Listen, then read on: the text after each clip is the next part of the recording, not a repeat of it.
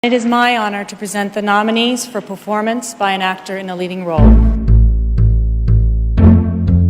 Natin kung mapapatopless natin si Ronnie Liang. That's the last nonsense, everyone. Tanong walang, Hebe! Kampanya, hinahanap artista.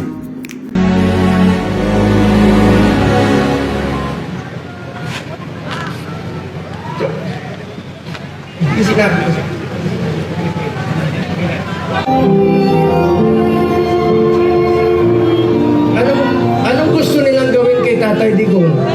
Alam niyo, wala siyang sinelas. Naghanap ako ng tao na kakilala yung piloto ng aeroplano. Pinasabihan ko yung piloto, sabihan mo, pwede yan ibiyahe na si Pangulong Duterte. He will go down in history. And the Oscar goes to...